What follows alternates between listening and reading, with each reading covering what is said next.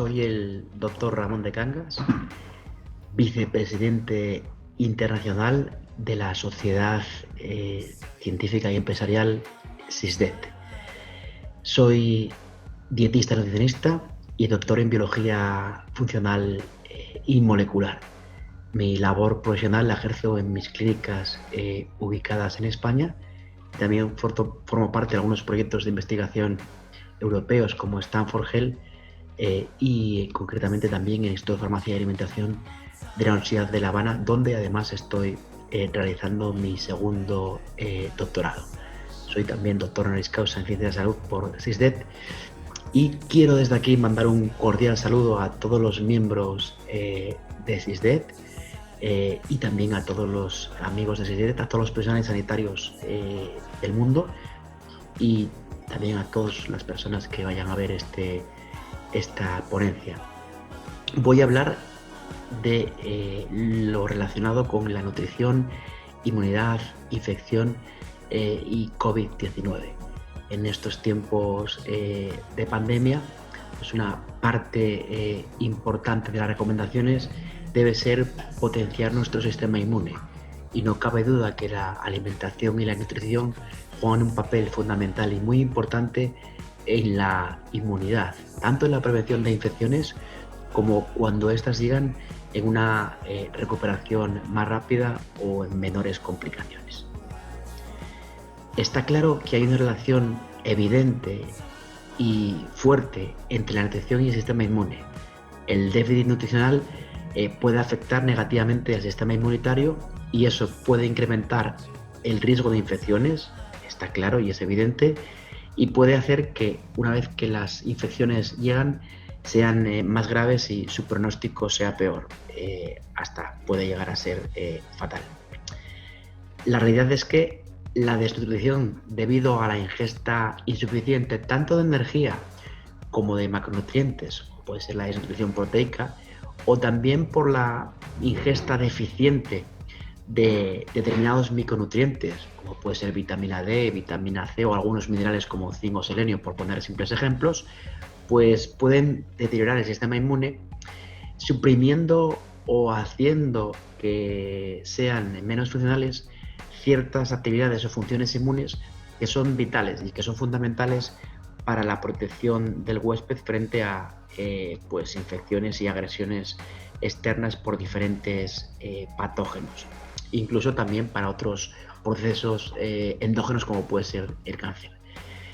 Es cierto que lo más habitual cuando hay un déficit nutricional suelen ser anomalías relacionadas con la inmunidad mediada por células. También el sistema del complemento, la función de los fagocitos, la producción de citoquinas, donde también se ve afectada esta producción por variaciones en la composición corporal, como por ejemplo el exceso de grasa corporal, también la respuesta de los anticuerpos secretores de la mucosa y la afinidad por los anticuerpos. Hay determinadas situaciones fisiológicas, como puede ser el envejecimiento, como puede ser el rendimiento o el ejercicio físico demasiado intenso, como puede ser incluso la obesidad, que se asocia con un determinado deterioro de la respuesta de algunos parámetros relacionados con el sistema inmune. Y la nutrición, por supuesto, puede mediar o puede influir, puede modular el grado de alteración de la respuesta inmune en esas situaciones. Pues ante un envejecimiento, ante un rendimiento físico muy intenso, la nutrición puede modular esa respuesta disminuida y ayudarnos a potenciarla. Lo mismo puede ocurrir en situaciones como obesidad, aunque obviamente la pérdida de peso será la primera recomendación. Hay también diversas situaciones patológicas en las cuales la nutrición, la alimentación desempeña un papel determinante, de hecho a veces totalmente determinante, como puede ser un determinante primario, otras veces secundario, de algunos trastornos inmunológicos subyacentes. Pues ya antes hice referencia a la obesidad, pues esto incluye la obesidad, pero ciertos trastornos alimentarios como la anorexia nerviosa, la bulimia nerviosa, que también pueden tener o provocar alteraciones en la funcionalidad del sistema inmune, la hipersensibilidad alimentaria y algunos trastornos gastrointestinales porque pueden también afectar a la absorción de determinados nutrientes y por lo tanto finalmente afectar también a la función del sistema inmune, pero también pueden a veces provocar pues una mayor permeabilidad de la mucosa intestinal y también provocar alteraciones del funcionamiento inmune, y hay ciertas enfermedades que se relacionan con esto. Por lo tanto, debemos decir que se requieren ingestas adecuadas de vitaminas y ciertos oligoelementos minerales para que el sistema inmunitario funcione de forma o de manera eficiente. Porque la deficiencia de estos micronutrientes puede suprimir o dificultar o hacer que sean menos fuertes las funciones o las respuestas inmunes, porque puede afectar a la respuesta innata mediada por los linfocitos T, la respuesta de anticuerpos adaptativos, y todo eso provoca una desregulación de la respuesta que debería ser equilibrada del huésped. Por lo tanto, todo esto aumenta la susceptibilidad a determinadas infecciones, pero además, una vez instauradas, un peor pronóstico, con mayor morbilidad y mortalidad. Pero además es la pescadilla que se muerde la cola. Todo esto se agrava porque a su vez las propias infecciones pueden agravar pues las deficiencias de micronutrientes, porque pueden reducir la ingesta de nutrientes, también pueden interferir en la utilización de estas como consecuencia de alteración en las vías metabólicas, pueden aumentar las pérdidas de micronutrientes, pueden dificultar también la absorción, y también es cierto que la ingesta insuficiente de micronutrientes ocurre además en personas con trastornos alimenticios, por supuesto en fumadores, tanto activos como muchas veces nos damos cuenta, pero también fumadores involuntarios, pasivos, en individuos que tienen un abuso crónico de alcohol, o en pacientes con ciertas enfermedades, como pueden ser crónicas, como pueden ser algunos tipos de cáncer, o durante ciertos estados fisiológicos como el embarazo, la lactancia, los ancianos y pues personas con una actividad física pues muy fuerte. Con el envejecimiento, de hecho, tiene lugar una variedad significativa de cambios en el sistema inmunitario, y todo esto provoca o se traduce en respuestas inmunes innatas y adaptativas menos efectivas y una mayor susceptibilidad a las infecciones, y una vez instauradas pues un peor pronóstico también y más riesgo de comorbilidades y también de mortalidad. Las vitaminas y oligoelementos antioxidantes como la vitamina C, E, selenio, cobre y zinc pues pueden ayudar a contrarrestar el daño potencial que es causado por las especies reactivas de oxígeno en los tejidos celulares, y además pueden ayudar a modular la función de las células inmunes a través de la regulación de factores de transcripción sensibles a redo, y esto pues afecta a la producción de citocinas y prostaglandinas, y por lo tanto puede pues modular en positivo la respuesta de nuestro sistema inmune. De hecho, la ingesta adecuada de vitamina B6, de vitamina B12, de ácido fólico, de la vitamina C, de la vitamina E, de selenio, zinc, cobre, hierro, parece que respalda una respuesta inmune mediada por citocinas Th1 con suficiente producción de citocinas proinflamatorias, y esto permite mantener una inmunidad efectiva de respuesta. Y además esto evita un cambio a una respuesta inmunitaria antiinflamatoria mediada por las células Th2, lo cual provocaría un mayor o un significativo mayor riesgo de posibles infecciones extracelulares. También debemos decir que la suplementación con estos micronutrientes a los que he hecho referencia anteriormente revierte la respuesta inmune mediada por estas células Th2 a una respuesta proinflamatoria regulada por citocinas Th1, y esto deriva en una inmunidad innata mejorada. Y concretamente las vitaminas A y D también juegan un papel significativo e importante en la respuesta de anticuerpos, tanto mediada por células como la humoral, y tienden a apoyar un perfil de citocinas antiinflamatorias mediadas por Th2. La deficiencia de la vitamina A, que a veces no se tiene mucho en cuenta en el sistema inmune, afecta tanto a la inmunidad innata la regeneración epitelial de la mucosa, como la respuesta inmune adaptativa a la infección. Y esto da como resultado una disminución de la capacidad o un deterioro de la capacidad para ser capaces de contrarrestar los patógenos extracelulares, un mayor riesgo de infecciones y un peor pronóstico una vez instauradas. También la deficiencia de vitamina D, en este caso sí se suele hablar más de vitamina D y sistema inmune, se correlaciona con una mayor susceptibilidad a las infecciones porque tiene lugar una inmunidad innata localizada deteriorada y además hay defectos en la respuesta inmune celular específica de antígeno. Pero es que en general la ingesta y el estado inadecuado de estas vitaminas, minerales, estos micronutrientes, estas vitaminas y estos minerales puede acabar provocando una inmunidad pues reducida, una supresión de la respuesta inmune, lo cual de nuevo predispone a las infecciones y agrava la desnutrición. Vemos cómo son muchos los micronutrientes que pueden provocar una inmunodepresión o una inmunosupresión con un peor pronóstico en cuanto a la infección instaurada o con un mayor riesgo de padecer determinadas infecciones. Por lo tanto, puede ser interesante incluir alimentos ricos en vitaminas y minerales como pueden ser hierro, folato, selenio, zinc, vitamina B12, vitamina B6, vitamina C, vitamina D, vitamina A, ya que contribuyen al funcionamiento normal del sistema inmune. Su déficit puede causar trastornos en la respuesta del sistema inmune. Esto es así. Lo que no está claro es que tomar más tenga razón de ser. Pero sí es cierto que un déficit puede provocar trastornos. También hay que decir que parece que el consumo de alimentos ricos en estos nutrientes puede ser preferible que el consumo de nutrientes porque sí. Porque, entre otras cosas, hay que tener en cuenta el concepto de matriz alimentaria. La matriz alimentaria es el lugar en el que estos nutrientes están embebidos, para decirlo de una forma clara, y en esa matriz alimentaria hay pues multitud de sustancias como pueden ser fitoquímicos y otras muchas que interaccionan entre sí y pueden tener un efecto sinérgico, y todo eso deriva en una mayor potenciación del sistema inmune. Por eso la prioridad es consumir alimentos ricos en estos micronutrientes más que los micronutrientes en forma de complemento, lo cual no quiere decir que puedan tener utilidad en determinadas circunstancias de carencias, etc.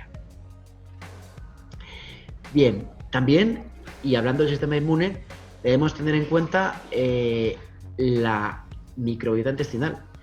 El proceso inflamatorio es esencial para el correcto funcionamiento del organismo, y esta capacidad de reacción a veces puede estar exacerbada en ocasiones, generando morbilidad y hasta mortalidad por la generación de diversas enfermedades. Es decir, a veces hay infecciones que no se provoca un daño por esa bacteria o por ese virus, sino el daño puede venir derivado por una respuesta exacerbada, desmesurada del propio sistema inmune, y eso es lo que puede causar la patología o los síntomas fuertes, incluso en ocasiones hasta la muerte, como estamos viendo en el caso de COVID-19 en algunas situaciones.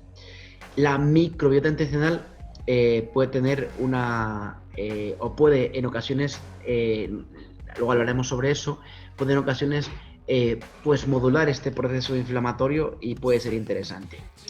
La vitamina D es determinante.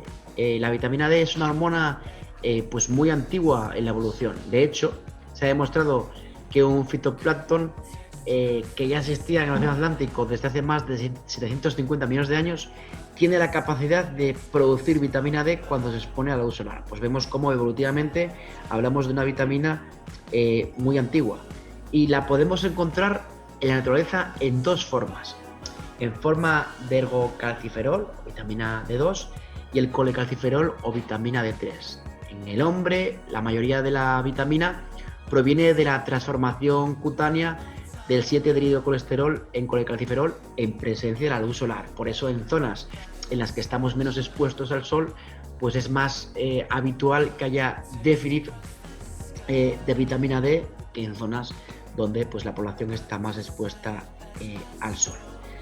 La vitamina D, de hecho, es una vitamina se dice muchas veces que se comporta como una hormona en el sentido además de que tiene multitud de funciones diferentes en el organismo. Pues clara está su función desde el punto de vista de la salud ósea, participa en la homeostasis calcio-fósforo del organismo y bueno, también es muy importante para el funcionamiento de nuestro sistema inmune.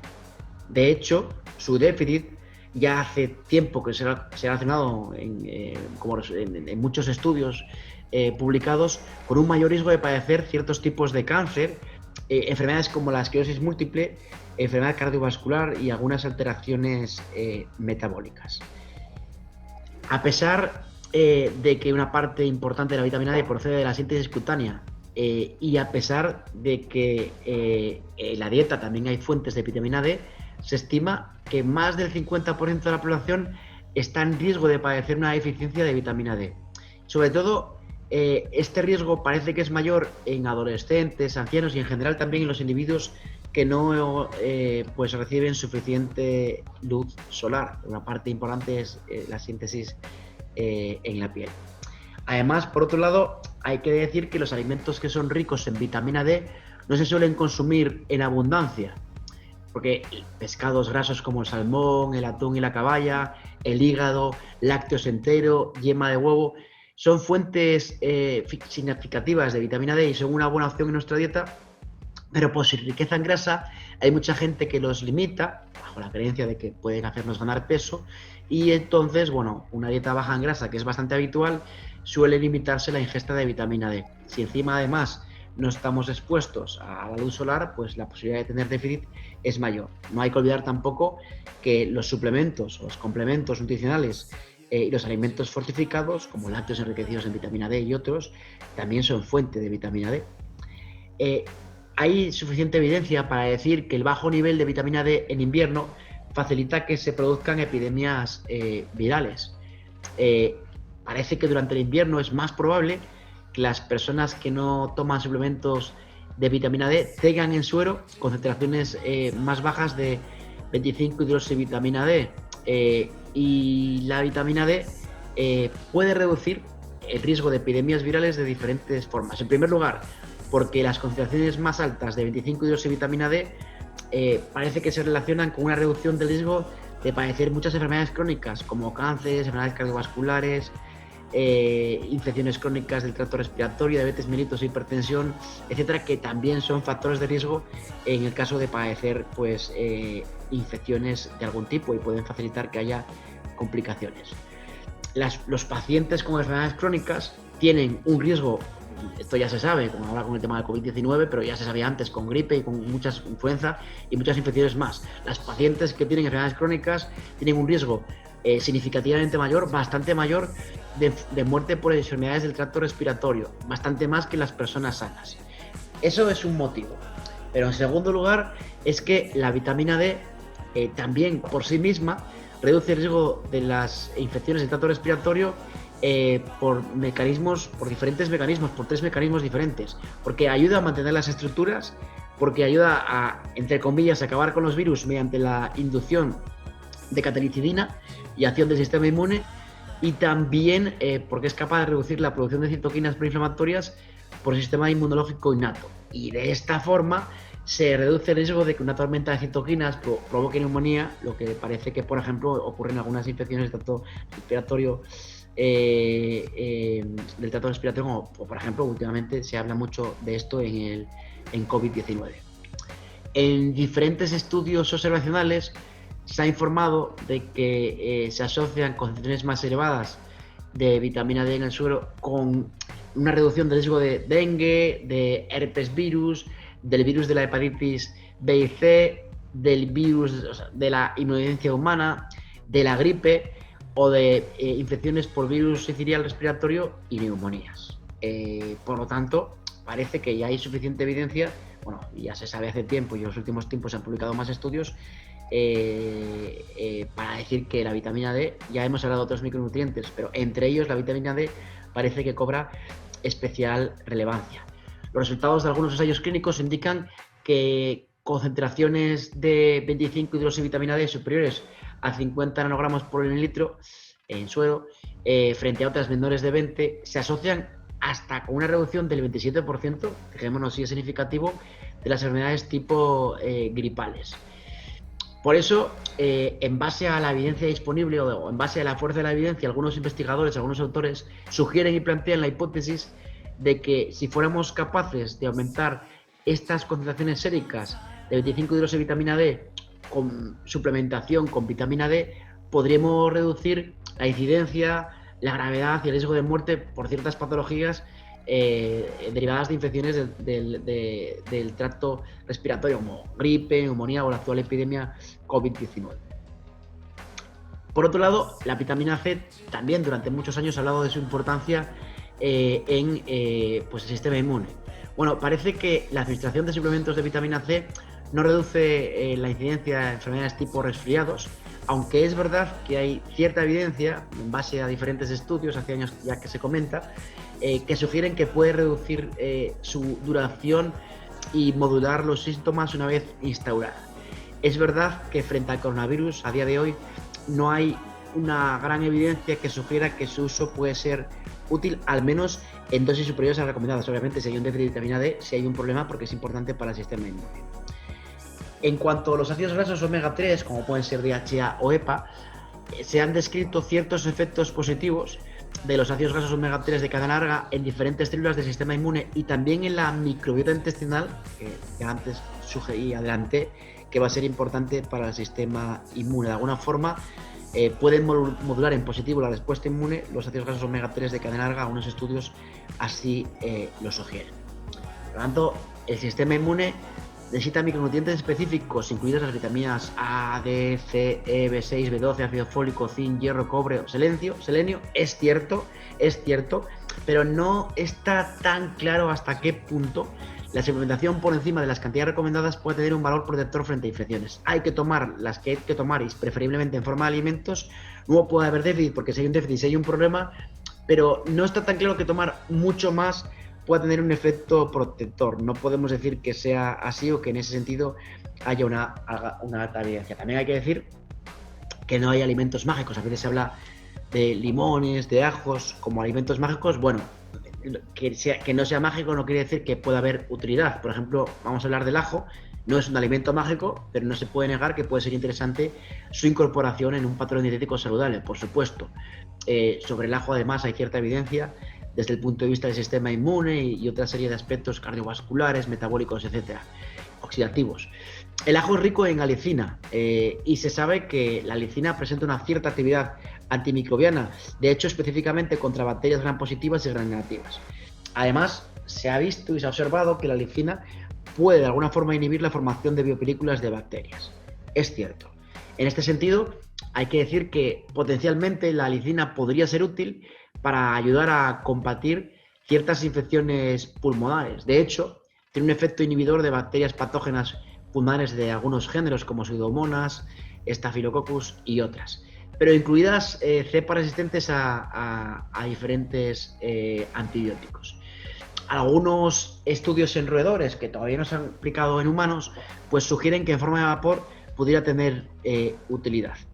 Dado que a día de hoy no hay antibióticos volátiles disponibles para tratar infecciones pulmonares y puede ser una forma interesante, pues el hecho de que la alicina en dosis subletales en combinación con antibióticos orales pudiera tener actividad, pues bueno, podría ser una opción interesante como adición a los tratamientos disponibles en la actualidad. Es algo que merecería la pena pues estudiar más a fondo. La alicina no se puede negar que es potencialmente útil para combatir enfermedades derivadas de infecciones pulmonares y pues sí, de hecho, lo dije anteriormente, tiene efecto inhibidor sobre bacterias patógenas pulmonares de diferentes géneros. Por tanto, sí que es importante y útil. Incluso hay estudios en aves, concretamente en pollos, que sugieren que la alicina puede reducir las alteraciones del sistema inmune derivadas de infecciones por ciertos virus, como los gamma retrovirus. Por lo tanto, no solamente ya es cuestión de bacterias, sino que incluso podría tener cierta actividad contra virus. Se requieren obviamente estudios en humanos, pero bueno, obviamente ya el hecho de que haya estudios en animales pues es un primer paso que nos abre la posibilidad de realizar estudios en humanos, porque sí que podría ser interesante. Bien, ya entrando en el tema de la microbiota intestinal que antes pues adelanté, para entrar en materia hay que decir que el tracto gastrointestinal de los mamíferos pues contiene una población microbiana muy diversa, que podemos denominar microbioma o microbiota intestinal, que desempeña un papel importante tanto en la nutrición, como en el metabolismo, como en la protección de la propia mucosa, como en la protección contra patógenos y el propio desarrollo del sistema inmunológico. Se estima que aparte de bacterias hay otra serie de microorganismos, pero bueno, al menos hay unas 1000 especies bacterianas diferentes que pues habitan, que están presentes en el tracto intestinal humano. El desarrollo de este microbioma intestinal generalmente puede comenzar antes del nacimiento, aunque tienen una alteración en él durante la vida fetal, el parto y poco después, y esto puede tener o no consecuencias adversas. El desarrollo del microbioma fetal, pues efectivamente puede tener esas consecuencias adversas, porque después del nacimiento son numerosos los factores ambientales que pueden pues provocar alteraciones en esta microbiota. Por ejemplo, el parto prematuro, el modo de parto, el hecho de que sea vaginal o por cesárea. Cuando es por cesárea, por ejemplo, pues esta microbiota se ve afectada en negativo. El uso de antibióticos, que pueden producir disbiosis, es decir, alteraciones de la microbiota intestinal, en negativo. Y la propia dieta, un patrón dietético saludable tradicional, puede ayudarnos a mantener una microbiota sana, mientras que lo contrario pues puede derivar en disbiosis. Todo esto es importante a la hora de ver cómo se desarrolla el microbioma intestinal en los bebés. También el hecho de que la leche humana contenga microbios es probable que tenga importantes ramificaciones y aspectos positivos. De hecho, diferentes estudios relacionan la lactancia materna con una mejor microbiota, y diferentes estudios relacionan pues la lactancia materna con menos riesgo de infecciones presentes y futuras, y quizás puede estar relacionado con esto, con el hecho de que hay ciertos microbios, ciertas bacterias, microorganismos presentes en la leche materna. El número total de células bacterianas que residen en el intestino humano supera el número de células que tenemos en el huésped. Hay más de 3 millones de genes identificados en este microbioma, es decir, es 100 veces mayor que nuestros propios genes humanos. Es decir, hay una gran información genética presente en estas bacterias que cohabitan con nosotros, información que codifica pues ciertas proteínas que tienen efectos fisiológicos y otras sustancias sobre nuestro organismo, y por lo tanto es una información genética que es interesante y positiva y necesaria. Cuando está alterada, la microbiota pues puede hacer que ciertas bacterias que ejercen un efecto positivo porque tienen genes que codifican sustancias que afectan fisiológicamente a nuestro organismo, pues en ese sentido puede haber problemas. Curiosamente, la mayor parte del microbioma en el intestino humano está restringido principalmente a 4 filos dominantes: firmicutes, bacteroides, actinobacterias y proteobacterias. Bien, para mucha gente el hecho de decir que tenemos bacterias en el intestino pues ya hace pensar que todo esto está relacionado con enfermedades, ya que los considera patógenos, pero no es así. La mayor parte de los microorganismos intestinales son comensales y simbiontes, que realmente proporcionan beneficios fisiológicos positivos y también en términos de nutrición. Favorecen el desarrollo del sistema inmune, la maduración postnatal del intestino, y realizan muchas funciones también en adultos que no pueden ser realizadas por el propio anfitrión humano. El propio ser humano no tiene esos genes que codifican determinadas sustancias que están presentes en las bacterias y que sin embargo tienen un efecto fisiológico positivo para nuestro organismo. Son relativamente recientes los hallazgos derivados de investigaciones que muestran que cuando ocurre esa disbiosis a la que ya hice referencia, que provoca alteraciones en la composición de la microbiota, pues el resultado es como consecuencia una respuesta inflamatoria que puede afectar a todo el cuerpo. Por eso ya hace unos minutos, cuando hablé de inflamación, hice referencia a que la propia microbiota podría modular esta inflamación, porque la disbiosis puede favorecer la respuesta inflamatoria en todo el organismo y una microbiota saludable puede modularla en positivo, es decir, hacer que sea más difícil un estado inflamatorio crónico que afecta a nuestro sistema inmune y que puede producir cascadas de citoquinas y problemas derivados, por lo tanto, cuando están instauradas infecciones de esas cascadas de citoquinas. Pero bueno, no solamente la diversidad microbiana y la abundancia de unos bacterias u otras, de ciertos taxones o no, desempeñan un papel importante en la disbiosis y la inflamación.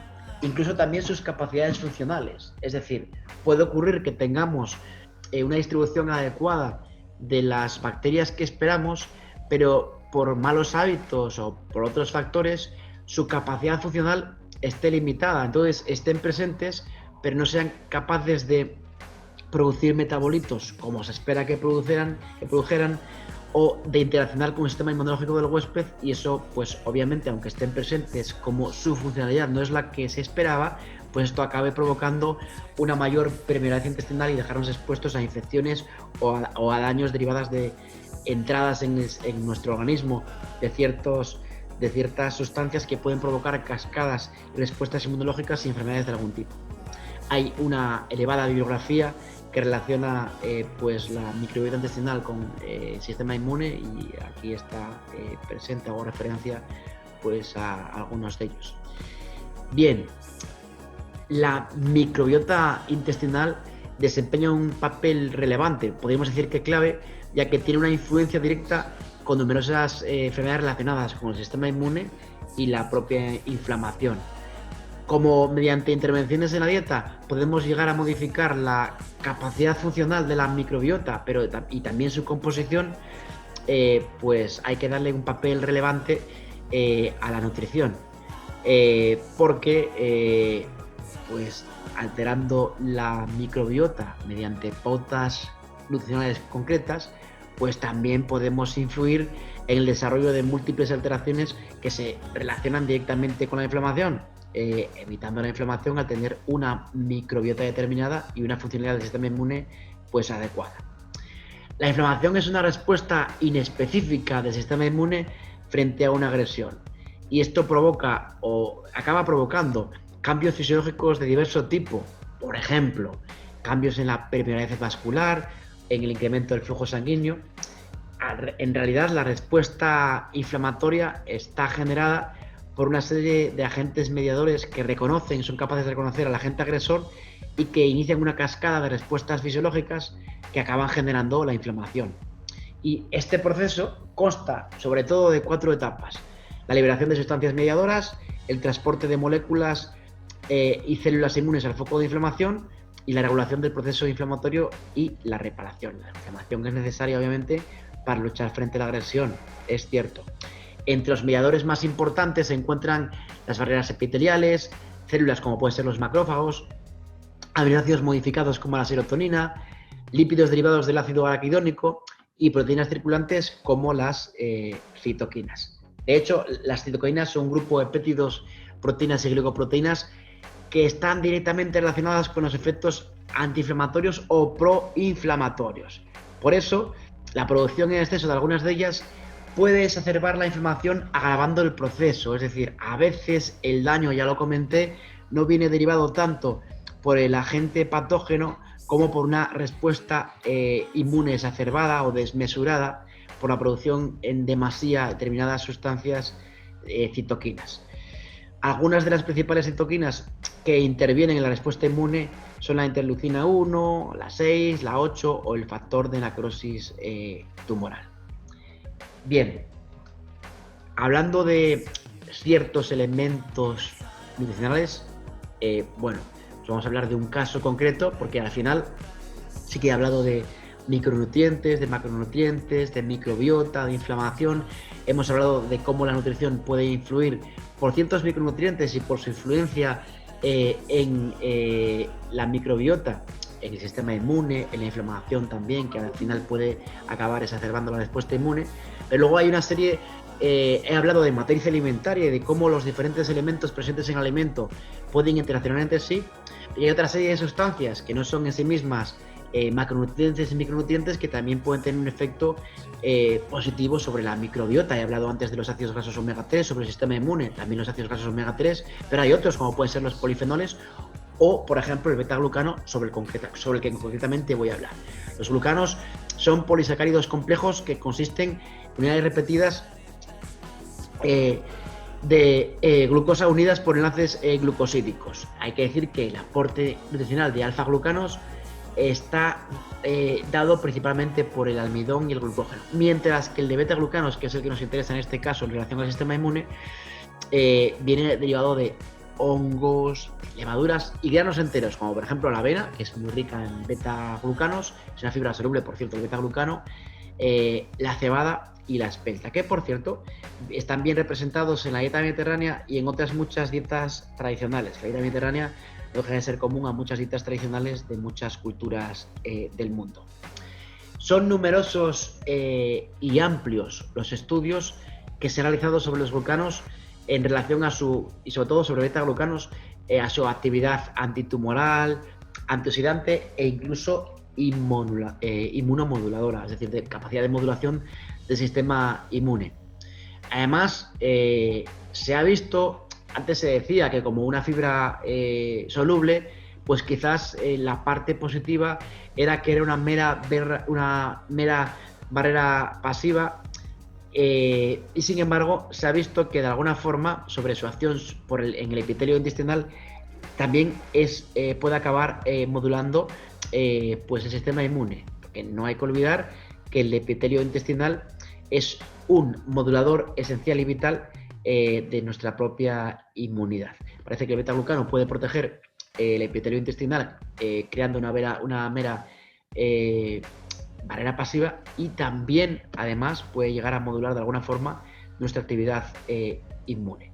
Hay que decir que los enterocitos absorbentes del epitelio y las células caliciformes secretoras de mucina también pueden producir factores inmunomoduladores específicos que impulsan la inmunidad innata a los patógenos y que previenen la autoinmunidad.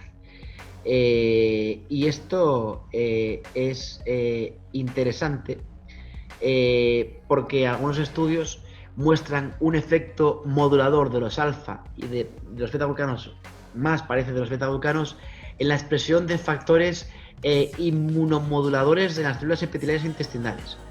Por eso se sugiere que la inclusión de alimentos ricos en glucanos y específicamente en beta-glucanos pueden contribuir a la función inmunomoduladora normal de la barrera intestinal. Incluso también los suplementos, pues por ejemplo, de beta-glucano que existen. Quizás, de nuevo, y por el hecho de, ya lo he comentado, del concepto de matriz alimentaria, deberíamos siempre tratar de dar prioridad a alimentos reales y de verdad, más que a los complementos, que bueno, también pueden tener utilidad, como es lógico. Bien, la dieta mediterránea puede ser un patrón dietético muy interesante como patrón saludable. Una alimentación saludable se define como aquella que es suficiente, completa, equilibrada, satisfactoria, segura, adaptada al comensal y al entorno sostenible y asequible. Y hay que decir que la dieta mediterránea cumple eso, pero también lo cumple porque es común a muchos patrones dietéticos tradicionales de muchas culturas del mundo. Se habla mucho de dieta mediterránea porque quizás ha sido muy estudiada y ha sido muchas veces como ejemplo puesta por muchas sociedades científicas de muchos países del mundo, no solamente la cuenca mediterránea, pero muchas culturas tienen patrones dietéticos tradicionales, casi todas podría decir yo, considero muy similares al patrón mediterráneo, porque al final el patrón mediterráneo se caracteriza por basarse en alimentos reales y de verdad, alimentos de cercanía y de temporada, con un uso mínimo de ultraprocesados y un consumo elevado de alimentos de origen vegetal. Esto es común a prácticamente todos los patrones tradicionales de casi todas las culturas del mundo. Por eso a mí me gusta hablar de dieta tradicional, muchas veces hablar de dieta mediterránea. Es verdad, y hay muchos estudios que lo concluyen, que el patrón mediterráneo se relaciona con una serie de ventajas en la salud y con una buena respuesta del sistema inmune. Pero como la dieta mediterránea es común a muchos patrones tradicionales basados en muchos alimentos de origen vegetal, de cercanía, de temporada, con muchas sustancias fitoquímicas presentes en esos alimentos y con una riqueza muy baja en alimentos ultraprocesados, ya que se incluyen alimentos reales y de verdad, sobre todo concepto de más mercado y menos supermercado, pues podemos decir que esto que estamos diciendo de la dieta mediterránea es común a los patrones dietéticos tradicionales. Estas dietas tradicionales, estos patrones dietéticos tradicionales en las culturas del mundo son ricos en sustancias bioactivas como polifenoles, flavonoides, que tienen propiedades antioxidantes y antiinflamatorias. Por eso una parte interesante de la modulación del sistema inmune puede ser a través de esta actividad antiinflamatoria. También las frutas y verduras, frutos secos, legumbres, especias, hierbas aromáticas, infusiones como el té o como el café o como el mate, productos como el cacao, chocolate con mucho cacao, son ricos en ellos. Cuando estas sustancias son consumidas, en parte son metabolizadas por la microbiota intestinal en los tejidos del huésped, produciendo otras sustancias intermedias o metabolitas intermedios que pueden modular la diferenciación de las células T, de los linfocitos T, que influyen en la microbiota intestinal en positivo y que modulan la producción de citoquinas, y por eso pueden ser positivas desde el punto de vista de nuestro sistema inmune. También pues los alimentos ricos en ácidos grasos omega 3 y omega 6 pueden ser interesantes, pescados azules, frutos secos, etcétera. Bien, es cierto que la dieta mediterránea es aquella que se originó en una franja de tierra que se conoce como la cuna de la civilización, y que no es otra que la cuenca del mar Mediterráneo.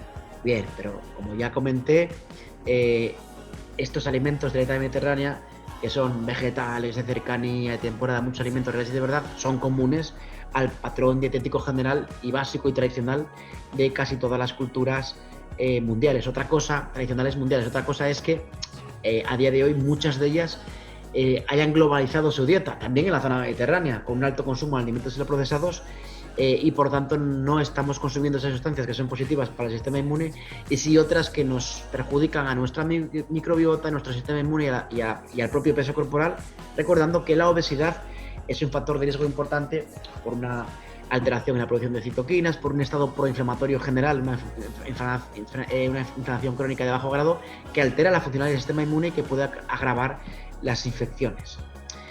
Bien, la forma más recomendable de lograr un buen estado nutricional es priorizar el consumo de alimentos reales en nuestra dieta, minimizar el consumo de ultraprocesados, sin que podamos hablar de un alimento concreto o mágico, como a veces se dice, que sea capaz de aportar el total de nutrientes esenciales o que tenga funciones mágicas sobre nuestro sistema inmune.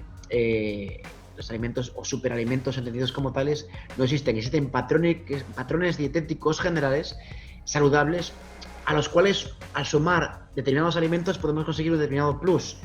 A mí me gusta decir que el patrón alimentario es el pastel, y la guinda del pastel puede ser esto que alguna gente llama superalimento, pero que el concepto de superalimento no existe como tal, porque ningún alimento en sí mismo va a ser capaz de contrarrestar un patrón alimentario que no es saludable, un patrón dietético que no es saludable.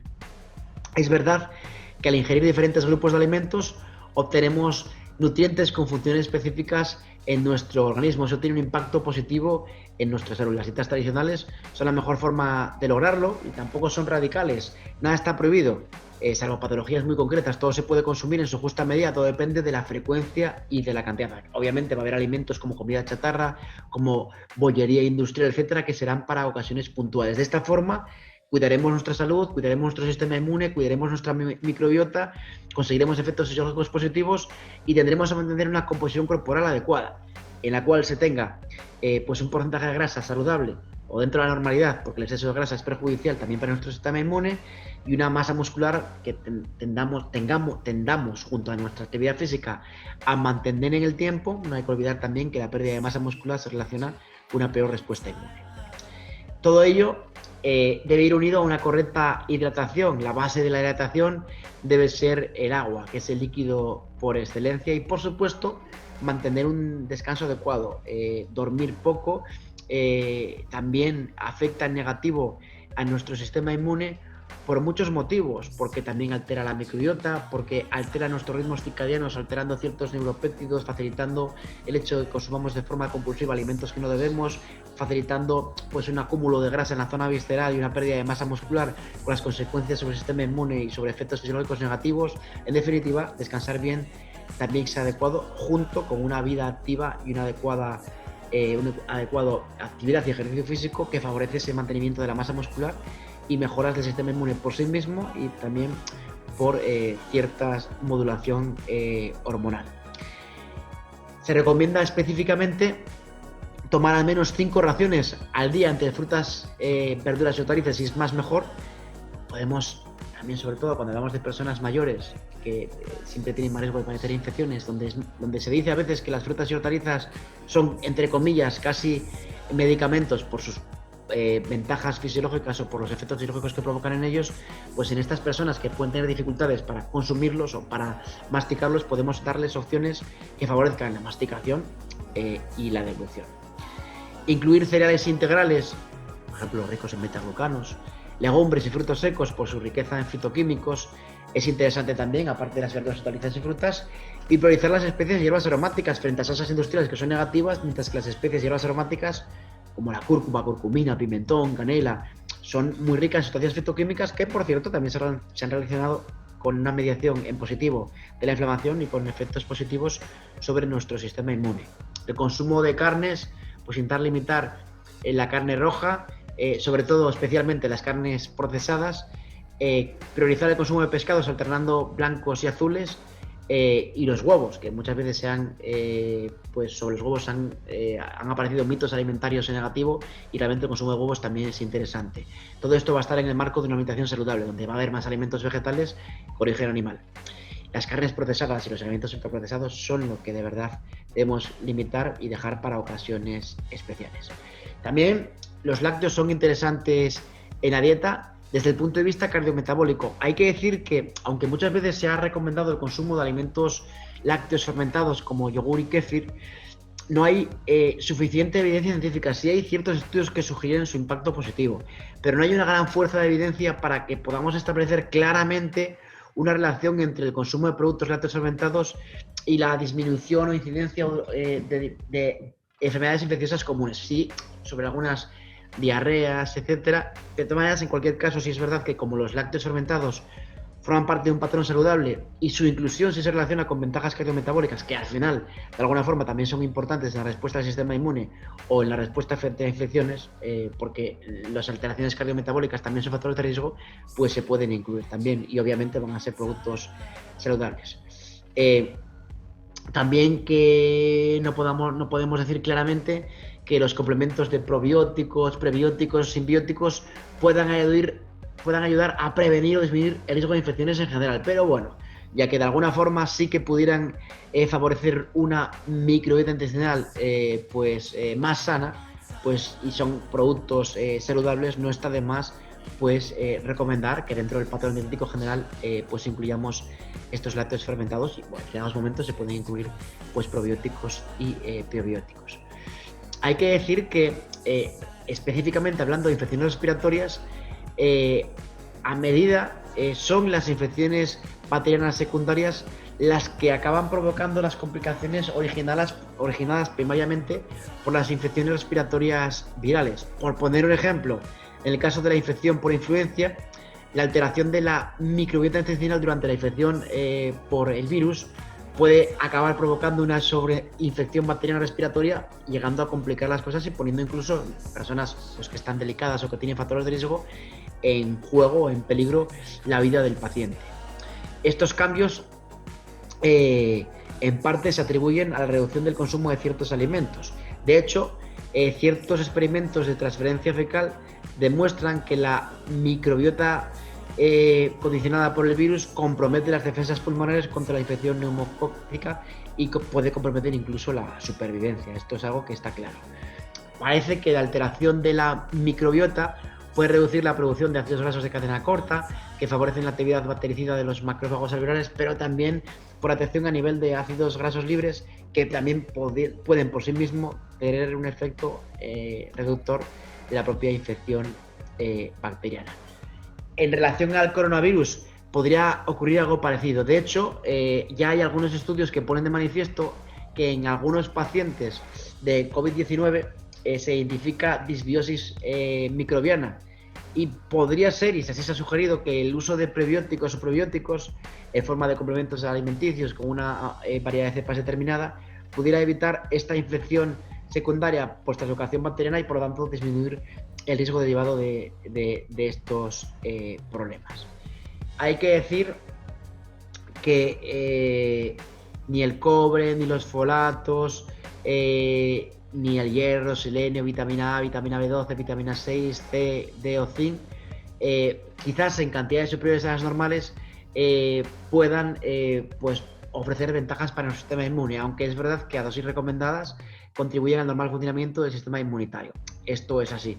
Comento esto por un posicionamiento muy interesante que habla sobre el tema de la Academia Española de Nutrición y Dietética y del Consejo General de Colegios Oficiales de Dietistas, titulado Recomendaciones de alimentación y nutrición para la población española ante la crisis sanitaria de COVID-19.